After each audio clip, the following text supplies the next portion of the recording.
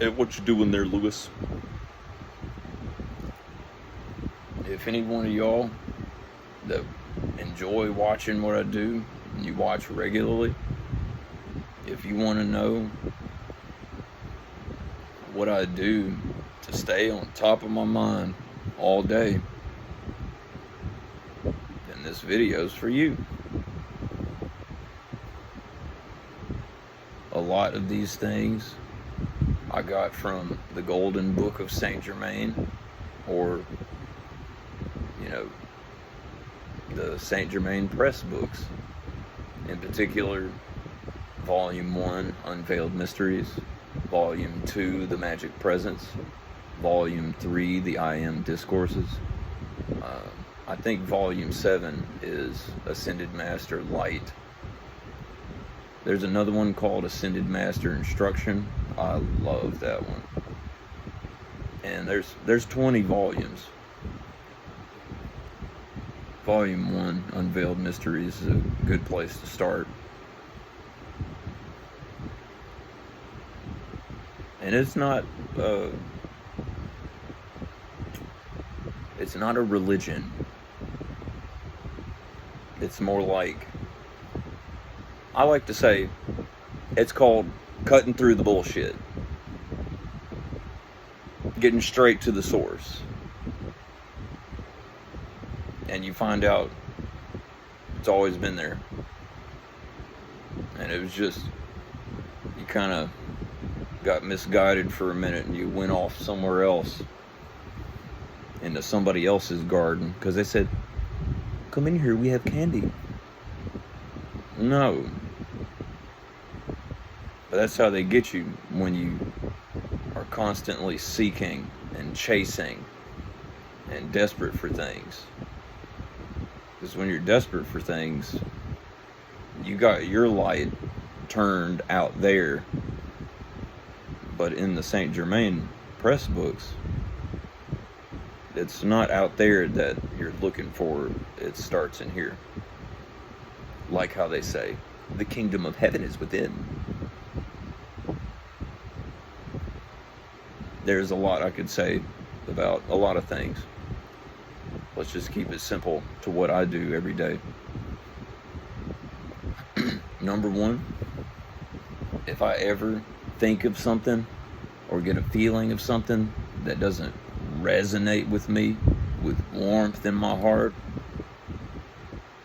ding, random idea I think of because something reminded me of something and I thought of something icky or whatever, ding, well, I know I don't like that. And so in that moment, I envision the words I am in all caps. The mighty I am presence in all things. The presence of all there is. Some people call it God. Some people call it Source. As far as I'm concerned, you could still call it a baked potato fried chicken salad and it would still be the same thing. Because it's all, the source of all, the I am presence, as it says in the books. So I envision the words I am, and I say, dissolved and consumed in my violet flame.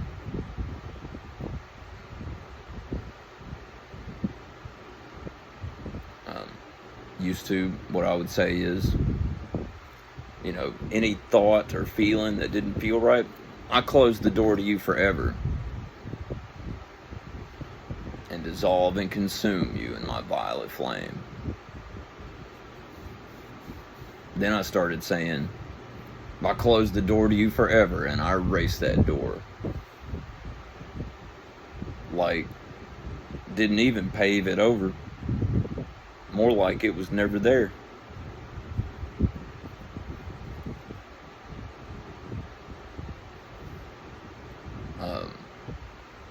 One I started saying after I found my guitar in the shed, I carved on the back of it the holy white fire of love. And I don't remember why why I carved that in that guitar, but I like it.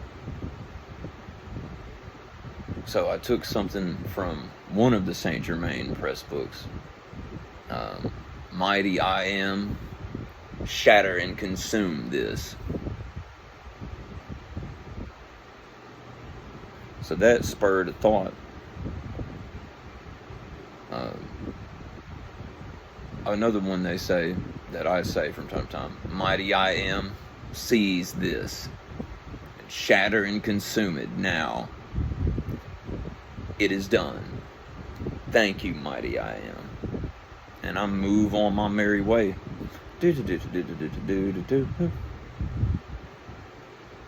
So, from all of that, I thought, Mighty I Am, seize this and turn it to face my holy white fire of love. And I always feel that one. A rush of energy right here is what it feels like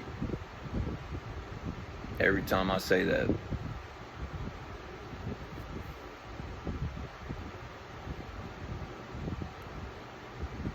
Sometimes I will say that if I look at something online, I'll be like, I ain't dropping my grain of salt. Not this time. I ain't dropping my grain of salt ever again. Self-sustained. Forevermore. Is that all I do? Is that literally all I do? To stay on top of my mind? Yeah. Pretty much. I make sure I don't judge or criticize people. I try not to. I think sometimes it looks like I'm criticizing people, but it's more like I'm finding a back door to help them, to reveal something to them. But that's a whole different story. Y'all that watch me, you know. Because I want to help them too. I'm here to help everybody if I can.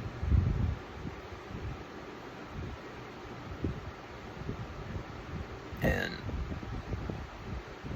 I like to say, even if what I do only helps one person, worth it.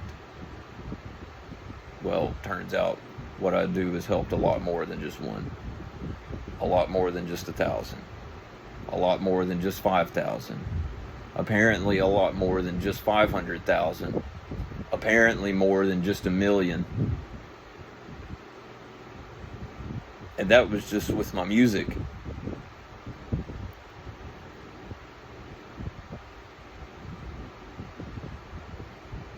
Some of y'all don't even know how much I post on Threads. I share what I have from what I've learned and experienced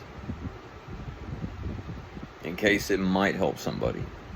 Because even if it doesn't help the original, the OP, then it will help somebody who passes through the comments. Even if they don't say anything, they might, one little piece of something I said might click, and I'll be like, oh, whoop, that just opened up a doorway for them, for some light to shine in.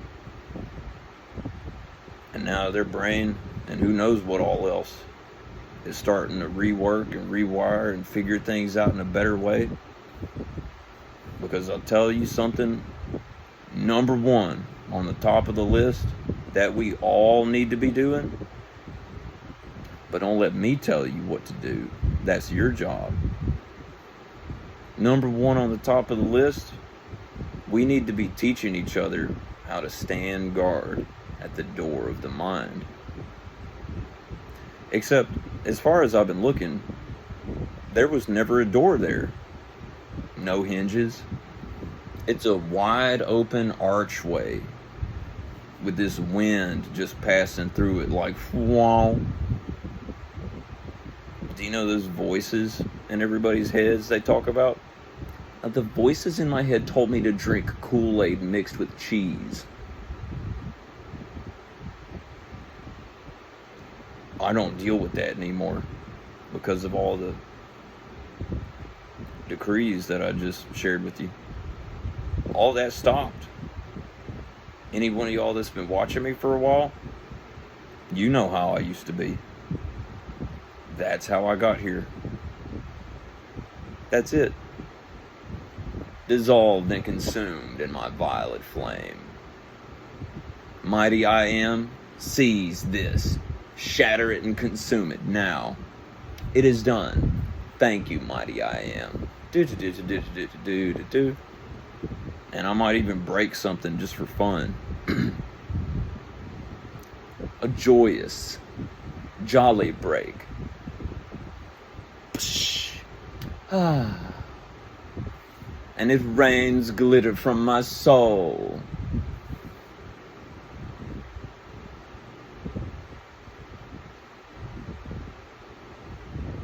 Yeah, that's about it.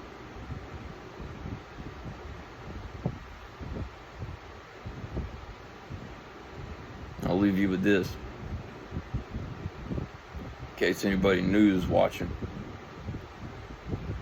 Did you know, for well over 4,500 years, people have been saying the voice, inner voice, imagination, and belief is power? Again, did you know, for way over 4,500 years, people have been saying the voice, inner voice, imagination, and belief are power? It is even etched in stone in Egypt. Why did they leave that out of the textbooks? Your guess is as good as mine.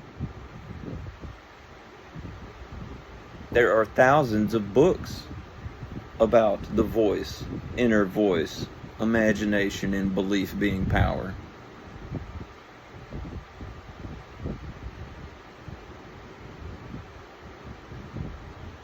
Do you know how to tell if somebody used their power on you? If you believe those things are not power. Simple example. If they weren't power, you wouldn't feel bad when somebody told you to shut up.